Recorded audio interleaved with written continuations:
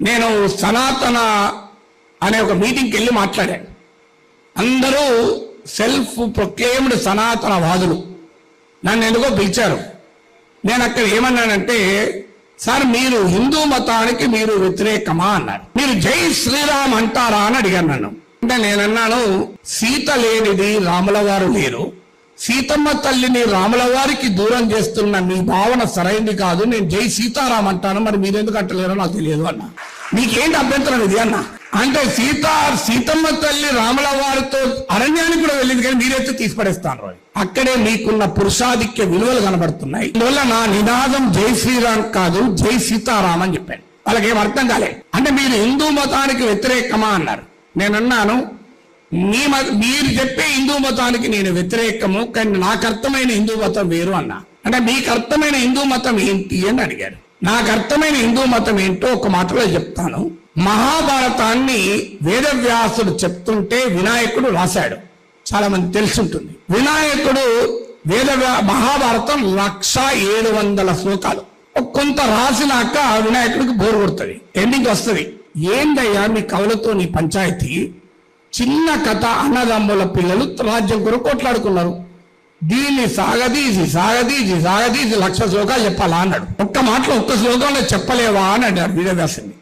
అప్పుడు వేదవ్యాసుడు అంటాడు, వినాయక ఒక్క శ్లోకం ఏంటి, ఒక్క మహాభారత సారం ఏంటి, సమస్త పురాణాల ధర్మశాస్త్రాల సారాన్ని అరశ్లోకంలో చెప్తాను. పరోపకారాయ పుణ్యాయ పాపాయ పరపీడనం అని చెప్తాడు. పరోపకారం చేయడమే పుణ్యము, పాపం చేయడం ఏంటి అంటే పరపీడనం అంటాడు.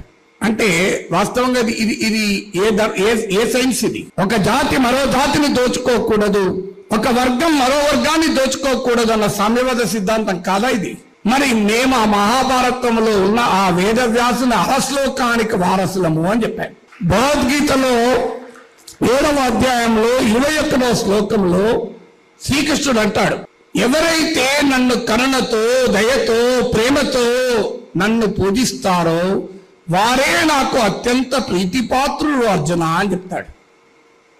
కానీ ఎవరైతే విద్వేషంతో, పరమత ద్వేషంతో ఊగిపోతారో వారు నాకు ప్రీతిపాత్రులు శ్రీకృష్ణుడు అల్లే. అయ్యా మీరు చెప్తున్నది హిందూ ధర్మం కాదు, నేను చెప్తున్నది హిందూ ధర్మం.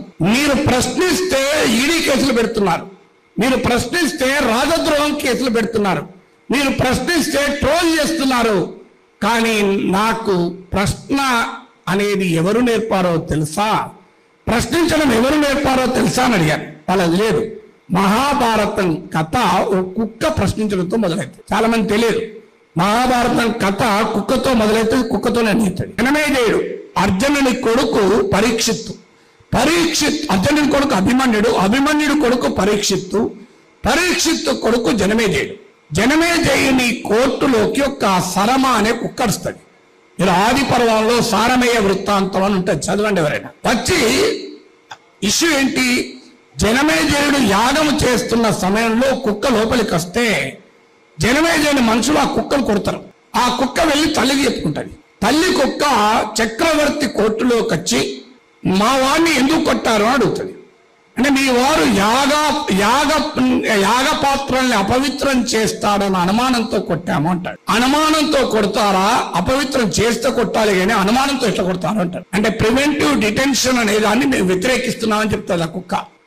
భారత న్యాయ వ్యవస్థలో ఏకే గోపాలన్ కేసు అని ఫేమస్ కేసు అది, ప్రివెంటివ్ డిటెన్షన్ పైన. సో మీరు ఎలా కొడతారు అంటే, ఒక చక్రవర్తిని కుక్క అడగగలిగితే నరేంద్ర మోడీని నాగేశ్వర్ అడగలేడా అని అన్నాను. జనమేజయుడు కన్నా నరేంద్ర మోడీ గొప్పవాడు కాదు, కుక్క కన్నా నాగేశ్వర్ పనికిమాలినోడు కాదు. అంటే ఎందుకు ఈ మాట చెప్తున్నా అంటే, ఎవరికి ఎవరి భాషలో అర్థమవుతుందో వారికి వారి భాషలో చెప్పగలగాలి. ఇది ఎలా సాధ్యమవుతుంది? ఏ రకమైన ఆలోచనల పైన ప్రజల్ని చైతన్యపరచాలి. మతానికి మనం వ్యతిరేకం కాదు, మతం వైపుగా ప్రజల్ని నడిపిస్తున్న సామాజిక ఆర్థిక స్థితిగతుల పైన పోరాడాలి, మతం పైన కాదు. చాలా మంది రిలీజన్ ఇది ఓపియం ఆఫ్ మాసెస్ అని, మార్క్స్ అన్న లాస్ట్ సెంటెన్సే తీసుకుంటారు, మతం మత్తుమంది అని. కానీ దానికన్నా ముందు మార్క్స్ ఏమన్నాడో చూడరు. Religion is the sigh of the sighless, spirit of the spiritless, heart of the heartless situation, it is the opium of the masses అంటాడు. నిట్టూర్పు లేని చోట నిట్టూర్పు మతం, ఉదయం లేని చోట హృదయం మతం, స్ఫూర్తి లేని చోట స్ఫూర్తి మతం, మతం మనిషికి మత్తు మందు లాంటిది అంటాడు. అంటే మార్క్స్ వాడిన భావన ఏంటి? మార్క్స్ వాడిన భావన మతాన్ని ఆల్కహాల్ గా భావించాలి, అనస్థీషియాగా భావించాడు. అందుకే మతం పైన పోరాటం, మత రాజకీయం పైన పోరాటం, మత విద్వేషం పైన పోరాటం, మతం పైన కాదు. ఈ స్పష్టత మనకు ఉంటే లక్షలాది మంది విద్యార్థుల్ని లౌకిక భావాల వైపుగా, సమాజానికి శాంతి వైపుగా, సామరస్యాల వైపుగా నడిపించగలుగుతాం. మతం ప్రభావం నుంచి లక్షలాది మంది విద్యార్థుల్ని ఒక హేతువాద ఆలోచనల వైపుగా, ఒక శాస్త్రీయ ఆలోచనల వైపుగా నడిపించగలం. అలాగే సామాజిక న్యాయం, ఇదొక సమాజంలో దీనికి ఎక్కువ ఉపన్యాసాలు అవసరం లేదు. ఇటీవల పార్లమెంట్ లో ఒక క్వశ్చన్ కు ఆన్సర్ చెప్తూ కేంద్ర న్యాయశాఖ మంత్రి చెప్పారు, 2018 తర్వాత భారతదేశ హైకోర్టులకు నియమించబడిన జడ్జిల్లో 78% అగ్రకులాలకు చెందిన వారే. 78% of judges appointed after 2018 belong to the upper caste. ఎందుకు జడ్జిల నియామకంలో రిజర్వేషన్ లేవు? ఇది న్యాయమా అని అడగాలి. ఇంతకన్నా రాజస్థాన్ లో శాసనసభలో ప్రతిపక్ష నేత ఒక దళిత నాయకుడు గుడికి వెళితే ఆయన వెళ్ళి వచ్చాక ఆ గుడిని ఒక బీజేపీ మాజీ ఎమ్మెల్యే గంగాజలంతో శుద్ధి చేస్తాడు. ఇది 75 ఏళ్ల రాజ్యాంగాన్ని అమలు చేసిన తర్వాత ఇది వచ్చిన పరిస్థితి. అందుకే అంబేద్కర్ భారత రాజ్యాంగాన్ని దేశానికి అంకితం చేస్తూ ఒక మాట అంటాడు, మనం ఈ రోజు రాజకీయ సమానత్వాన్ని ఇచ్చే రాజ్యాంగాన్ని భారత ప్రజలకు ఇస్తున్నాం. ఈ రాజ్యాంగ భావన అయిన రాజకీయ సమానత్వంలో ఒక మనిషి ఒక ఓటు, ఒక ఓటు ఒక విలువ. కానీ ఈ రాజ్యాంగబద్ధమైన రాజకీయ సమానత్వం ఏ రకమైన సమాజానికి ఇస్తున్నాం? మన సామాజిక వ్యవస్థలో ఒక మనిషి ఒక విలువ లేదు. మన ఆర్థిక వ్యవస్థలో ఒక మనిషి ఒక విలువ లేదు. సమాజంలో కొద్ది మంది ఈ నిచ్చెన మెట్ల కుల వ్యవస్థలో అగ్రభాగాన ఉంటే కోట్లాది మంది దిగువ భాగాన ఉంటారు.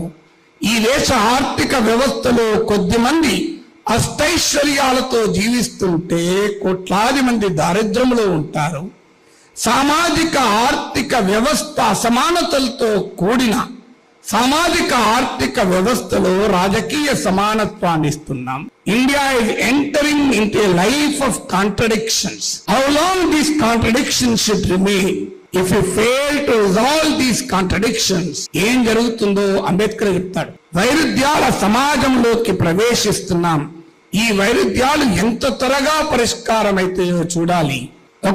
ఒకవేళ పరిష్కారమే కాకపోతే ఎంతో కష్టపడి మనం నిర్మించుకున్న ఈ రాజ్యాంగాన్ని అసమానతల బాధితులు చెరిపివేస్తారు అని చెప్తారు. ఎందుకు ఈ మాటలన్నీ చెప్తున్నానంటే ఈ సామాజిక రాజకీయ ఆర్థిక చైతన్యాన్ని లక్షలాది మంది విద్యార్థులకు ఇవ్వాల్సిన బాధ్యత రాష్ట్ర నలుమూలల నుంచి వచ్చిన ఎస్ఎఫ్ఐ నాయకత్వానికి ఉంది. అందువల్ల ఇది జరగాలి అంటే మీరిచ్చిన నినాదాలైన స్వాతంత్రం, ప్రజాస్వామ్యం, సోషలిజంలోని లోతైన అర్థాలని అవగతం చేసుకోండి.